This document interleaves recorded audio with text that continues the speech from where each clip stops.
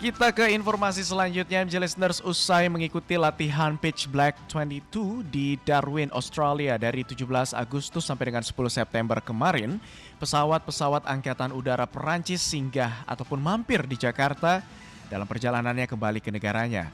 Pesawat tersebut adalah 3 jet tempur Dassault Rafale, 2 tanker A330 MRTT, dan 1 A400M. Dan dari salah satu pesawat tersebut, rencananya Indonesia akan membelinya untuk memperkuat alutsista TNI Angkatan Udara. Dan MJ Listeners, untuk membahas terkait dengan alutsista untuk modernisasi pesawat-pesawat tempur TNI Angkatan Udara, saat ini saya sudah terhubung bersama dengan pemerhati militer dan juga penerbangan, ada Bang Adrianus Darmawan dari Salatiga, Jawa Tengah. Selamat pagi Bang Adrianus, apa kabar? Selamat pagi Mas Abdi. Iya, salam sehat. Amin, sama-sama ya, salam sehat juga. Baik, Bang Adrianus, ini kita kedatangan pesawat tempur Dassault Rafale bukan hanya sekali nih, bahkan pada saat Pak Hadi Cahyanto dulu menjabat jadi Kepala Staf Angkatan Udara dan Panglima TNI sudah hadir juga di Indonesia. Apakah Dassault Rafale ini sudah tepat mungkin menjadi pesawat tempur terbaru di lingkungan Skuadron TNI Angkatan Udara? Tepat atau tidaknya nanti tergantung penggunaannya ya. Tapi kalau saya simak, saya perhatikan sejak 10 tahun yang lalu, lebih lah gitu, memang Indonesia tertarik dengan pesawat yang bersayap Delta. Oke. Nah itu, ini pertama kali saya terus terang tertarik Indonesia akhirnya memutuskan membeli. Menhan Prabowo akhirnya memutuskan membeli pesawat ini, bahkan 42 unit katanya. Oke. Jadi Bentar, sayap Delta itu memutuskan cocok membeli selama ini belum punya? belum punya yang bersayap Delta. Belum Oke. punya. Dulu pernah tahun 65-an yang bersayap Delta adalah MiG-21. Memang ini cocok untuk memburu lawan dan musuh. Dia akan terbang lebih cepat dari yang sayap konvensional biasa seperti F-16. Oke, jadi yang bersayap Delta ini jauh lebih cepat dari sayap konvensional. Ya, karena dari segi karakteristik aerodinamik dari dulu itu setelah diteliti dan dicoba, ini memang karakternya memang dia sangat agile itu lincah, dan dia memang dipasangkan dengan mesin yang besar biasanya. Dan itu untuk memburu memang. Oke, untuk memburu begitu ya. Mungkin memang ada spot-spot yang kritikal yang harus dijaga di Indonesia, mungkin ya sekitar Natuna atau sekitar Sulawesi Utara, yang spot-spotnya itu memang dari dulu belum tertangani dengan baik. Mungkin ya, saya nggak tahu pasti. Baik, ya kita harapkan juga ini bisa menjadi salah satu pertahanan di area udara kita dengan sayap Delta ini ya, dengan mendukung alutsista kita yang semakin maksimal. Tapi kalau kita lihat nih, Bang, TNI AU ini kan lebih memilih Dassault Rafale dibanding kompetitor yang sejenis gitu, kayak Gripen maupun Eurofighter, Typhoon gitu. Kan kalau kita lihat nih, harga Rafale ini lebih mahal dibandingkan kedua kompetitornya. Kenapa dia dipilih? Ini mungkin ada latar belakang dengan hubungan baik antar dua negara ya. Jadi dengan Swedia mungkin Indonesia belum berpengalaman bagaimana harus menata kerjasama itu. Lalu juga dengan Eurofighter ya, dengan Inggris kita sudah punya pengalaman dengan HS Hawk dan Hawk 100-200. Tapi dengan Prancis ini memang ini luar biasa. Ini yang agak spesial nih, hubungan dua negara ini sudah terjalin sejak tahun 70-an. Jadi ketika kita membeli helikopter Super Puma, Super Puma, lalu sekarang Caracal, lalu juga Prancis banyak memberi bantuan dan asistensi kepada PTDI, dulu IPTN. Jadi memang ini kerjasama yang memang sustainable. Jadi sudah tahu selahnya gitulah kayaknya ya dengan Prancis itu. Jadi mungkin itu salah satu hal yang mendukung kenapa Indonesia akhirnya memilih Prancis membeli Dassault Rafale tadi. Wow, jadi karena hubungan bilateral yang sudah terjalin lama, kemudian juga ini dengan kecanggihan dari pesawat Dassault Rafale ini juga bisa menjadi salah satu pertimbangan yang penting. Tapi kalau mungkin bisa dijelaskan untuk MJ Listeners yang lagi mendengarkan kita nih, mungkin juga masih belum paham banget nih secara teknis, mungkin bisa dijelaskan secara ringan aja mungkin Bang Adrianus soal pesawat Dassault Rafale ini, apa aja sih spesifikasinya tadi selain memiliki sayap Delta, apa sih yang membuat TNI Angkatan Udara kita jatuh hati dengan pesawat buatan Prancis ini? Semua jet tempur sebenarnya hampir sama ya. dari si karakter untuk serangan udara, lalu serangan darat. Tapi memang selain dari sayap Delta tadi, tentunya ada hal-hal, ini kan generasi kelima ini jet tempur ini. Jadi generasi keempat setengah. Jadi dia itu lebih tinggi dari F-16. Oke. Jadi memang bisa memilih Eurofighter, bisa memilih Gripen, bisa memilih Sukhoi, tapi memang mungkin ada hal yang dikejar dari Rafael ini. Di antaranya adalah mungkin selain karakter tadi ya, mungkin juga kecanggihannya, lalu radarnya juga lebih baik. Lalu ini memang masalah sangat agak subjektif ini. Jadi mungkin ya memang ingin mencoba. Jadi hal ini dari segi itu tergantung pilotnya nanti sih sebenarnya.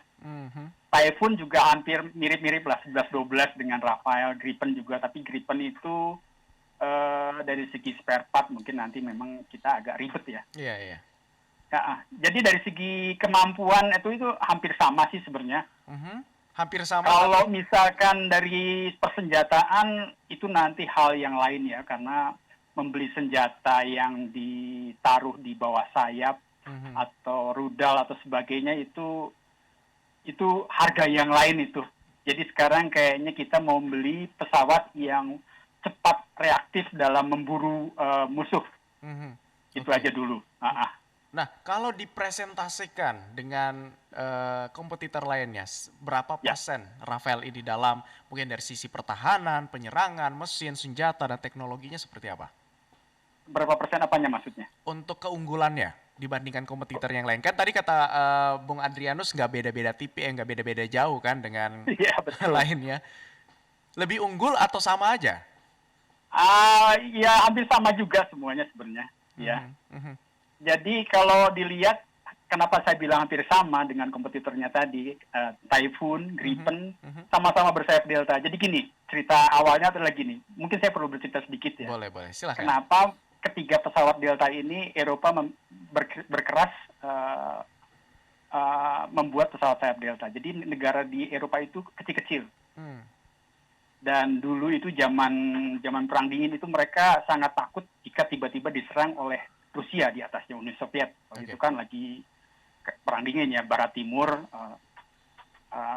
Mereka selalu terancam tiap hari itu. Jadi kenapa dibuat sayap Delta? Supaya mereka bisa diterbangkan dengan landasannya pendek dan cepat gitu loh. Jadi tidak menunggu lama. Itu orang jarang tahu itu kenapa itu. Jadi sayap Delta di depan kasih kanat. Jadi dia take off landingnya itu bisa cepat dan landasan pendek, reaktif, segera menyerang, lalu turun kembali. Nah itu. Kalau pesawat konvensional seperti F-16 itu dengan sayap konvensional itu mungkin agak lama. Nah itu. Kenapa kalau disimak Eropa lebih banyak pesawat Delta.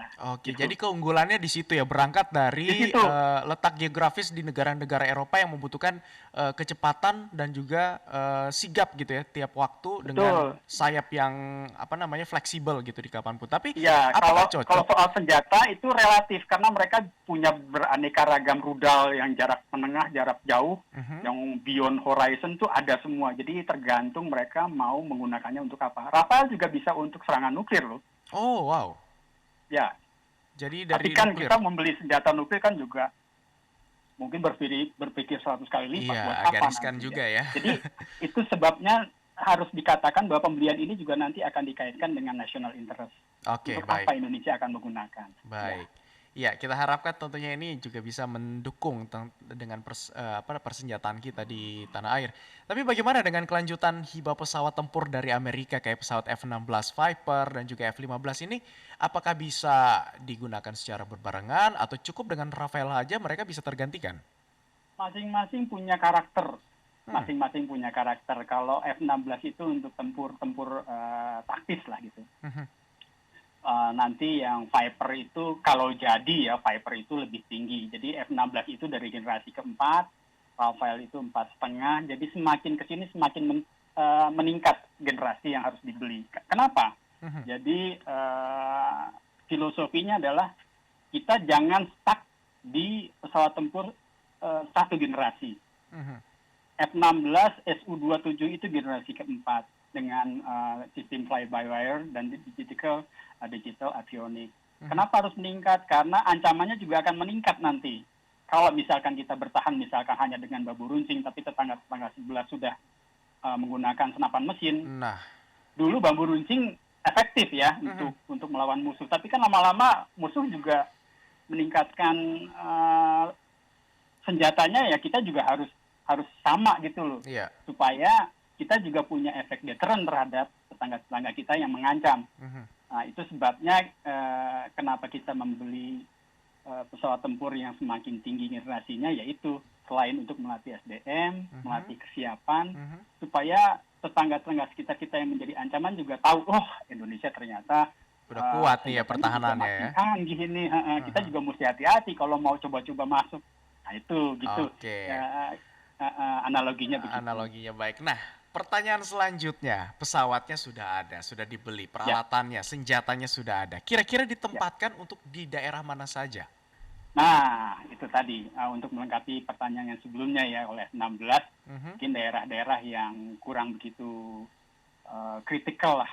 Tapi kalau seperti sayap Delta ini, saya kok cenderung ini baiknya ditempatkan di sekitar Natuna yang selalu sampai saat ini tuh kan selalu ribut ya di sana itu ya. Iya.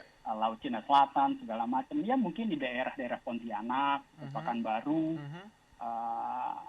atau di sekitar Makassar yang sering terjadi penyusupan itu loh, di Selat Makassar kan sering ada tiba-tiba kapal induk tiba-tiba nyelonong masuk. Nah, itu atau di daerah di bawah Timor. Itu misalkan kadang-kadang Australia sering coba-coba juga ngintip-ngintip gitu. Nah, itu butuh jet tempur yang reaktif gitu loh. Yang stabilitasnya rendah tapi pincah di udara. Nah, itu saya sih sudah berharap Rafael ini dibeli sejak lama ya, atau adiknya atau kakaknya yang dulu sebelumnya itu Mirat S2000. Indonesia itu sudah kesengsem sejak tahun 96 lah. 86 malah. Jadi Prancis itu sudah menawarkan sayap Delta itu sejak 86. Zamannya Mirat F2000. Nah, sekarang adiknya yang lebih canggih ditawarkan lagi, akhirnya ketemu sekarang. Baik. Jadi lebih cocoknya ditempatkan di wilayah-wilayah yang memang sudah ada potensi. Sering disusupi gitu loh. Dimasukkan penyusup begitu ya? Uh-uh. Oke, di batas-batas negara terutama ya? Tapi tentunya jet tempur itu kan hanya sebagai salah satu subsistem dari sistem pertahanan Indonesia ya. Oke. Tentu selanjutnya nanti tidak hanya bisa digantungkan pada jet tempur yang satu ini, itu juga nanti tergantung dengan bagaimana kekuatan daratnya, bagaimana kekuatan lautnya. Jadi idealnya memang antara darat, laut, udara itu saling berkoordinasi nantinya. Karena ancaman itu tidak hanya dari udara, tapi juga dari laut dan dari darat. Artinya menyatukan kekuatan dan juga saling terintegrasi begitu, tidak hanya di laut, namun juga dari seluruh matra. Betul. Baik, tapi Bung Adrianus, kalau kita ngomong-ngomong soal perawatannya, pastikan ini juga itu dia. Pesawat ini kan tidak hanya buat dipakai saja kan, pasti juga harus dirawat. Ribet nggak sih, rewel nggak sih Rafael ini? Ini baru pengalaman pertama nih ya.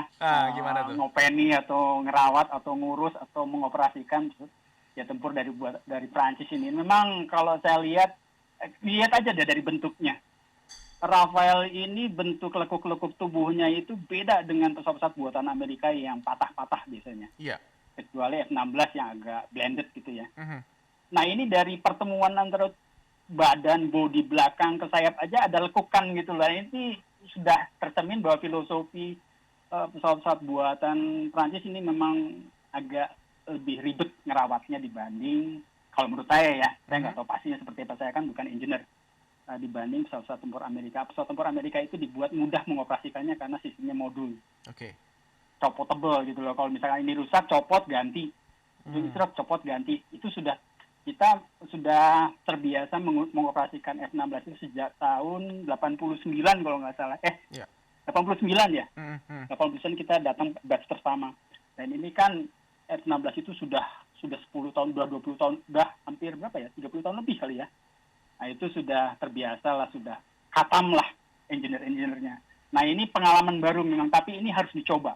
Memang, karena ini memang peralihan dari generasi keempat ke 4,5, di mana kita nanti juga harus mempersiapkan diri mengoperasikan yang namanya IFX. Kita kan kalau pernah dengar, kita kan sedang membuat jet tempur generasi 4,5 juga Iya. yang dibuat bersama dengan Korea. Nah, itu kita juga harus menyiapkan bagaimana nih KF-21 ya? jembatannya. Apa? KF-21. Ya, Oke.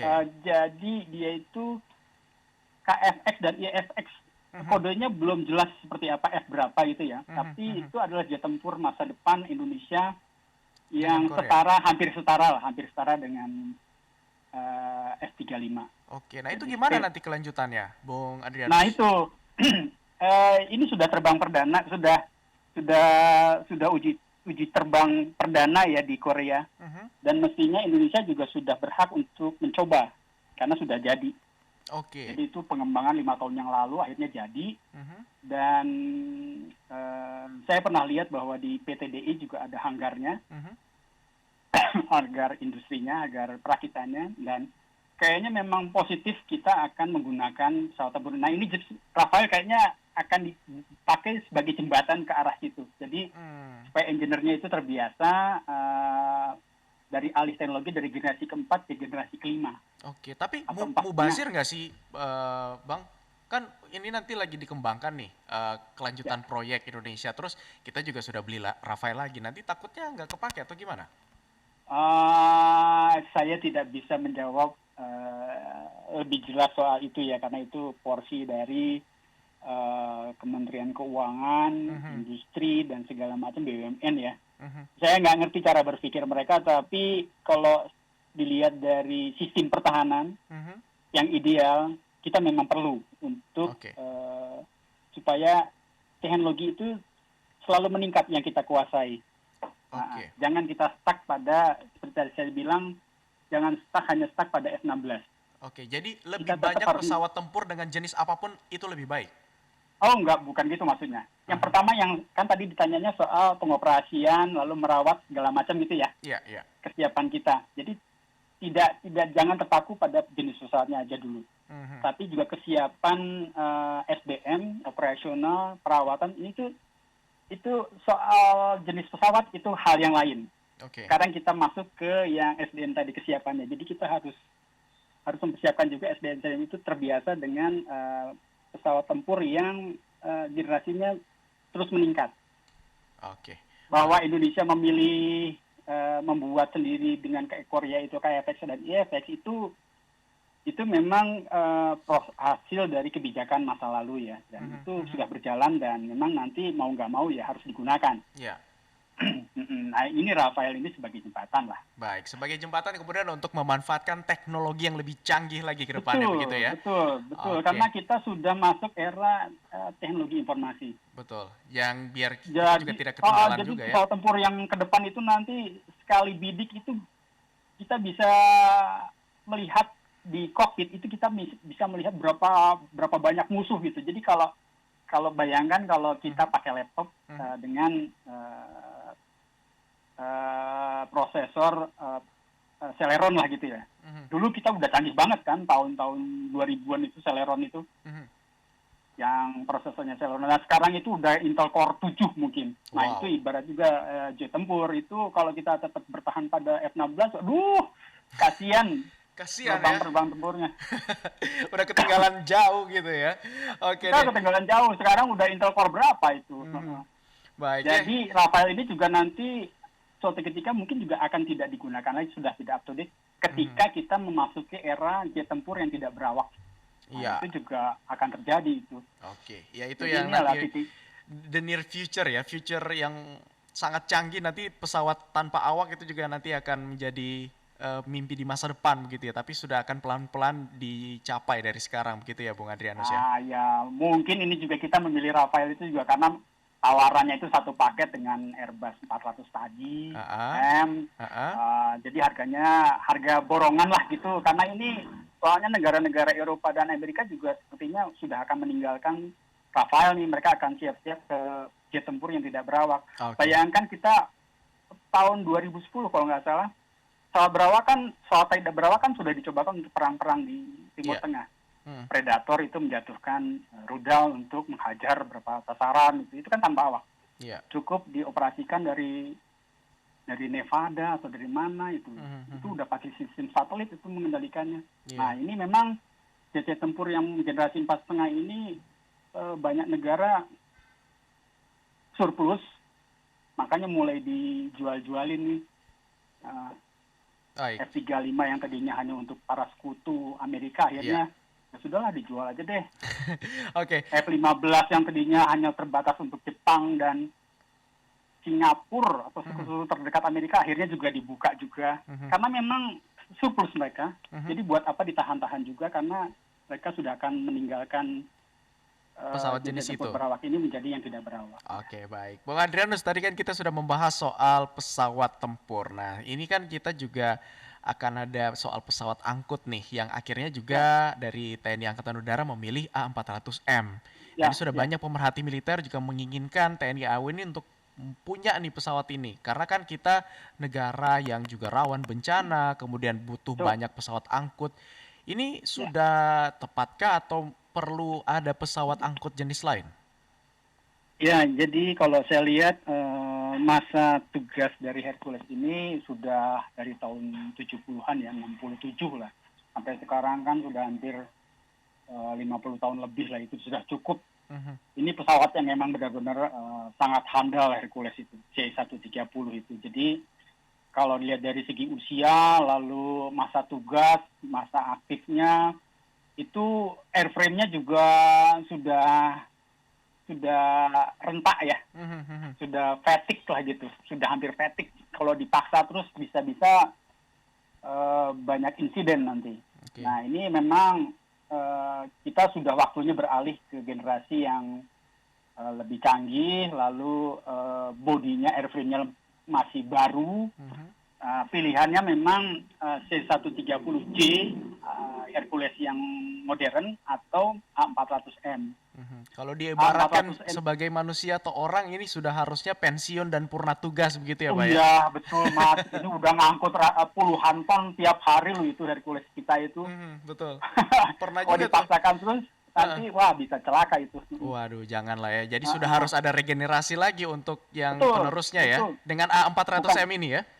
Ya, jadi bukan masalah kehandalan aja, tapi memang airframe-nya memang sudah waktunya kita beralih ke pesawat yang lebih baru lah. Karena itu memang untuk angkut, masalahnya ini untuk ngangkut barang. Bayangkan kita selama 20 tahun ngangkut barang, karung segala macam kan encok juga itu lama-lama. Iya. Jangankan karung, Pak. Mobil juga iya ya kan, bisa ya? Motor. Hercules itu ngangkut helikopter juga bisa. Nah, itu dia. Tank juga bisa, tank yang juga bisa. kecil ya. Oh, dia bisa. Ya, berapa berat? Yang kecil. Untuk tapi karena kita sekarang sudah pakai yang yang besar itu, saya lupa namanya itu, yang kemarin baru beli dari Eropa itu. Itu memang perlu pesawat angkut yang baru dan lebih besar kabin dalamnya itu. Nah itu pilihannya memang A400M. Kalau kita pakai C-130J itu mainframe-nya hampir sama. Baik. Kabin dalamnya itu hampir sama. Ruang muatnya itu hampir sama dengan Hercules yang lama. Yang Airbus A400M ini?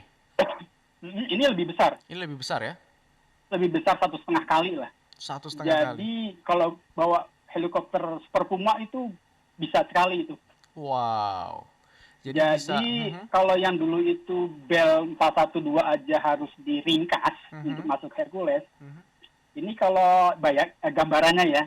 Nah kalau pakai A400M ini, itu kalau hanya 412 aja bisa masuk gelondongan, masih ada space tuh sisi kiri sisi kanan tuh untuk pasukan masih ada. Kalau dulu udah diringkas udah dempet-dempetan banget ya. Iya. Hanya 400M ini heli NH90 atau heli Basarnas yang sekarang itu bisa masuk begitu aja tuh. Baik. Tinggal baling-balingnya dilipat. Udah cukup. Nah, jadi lebih fleksibel. Lebih fleksibel dan juga tentunya dapat mendukung dari alutsista TNI Angkatan Udara kita. Baik, terima kasih banyak Bung Adrianus Darmawan untuk penjelasannya langsung dari Salatiga, Jawa Tengah, pengamat dan juga pemerhati militer dan juga penerbangan. Terima kasih. Salam sehat selalu Bung Adrianus. Selamat beraktivitas, selamat pagi. Sampai jumpa. Terima kasih. Ya, sukses selalu ya.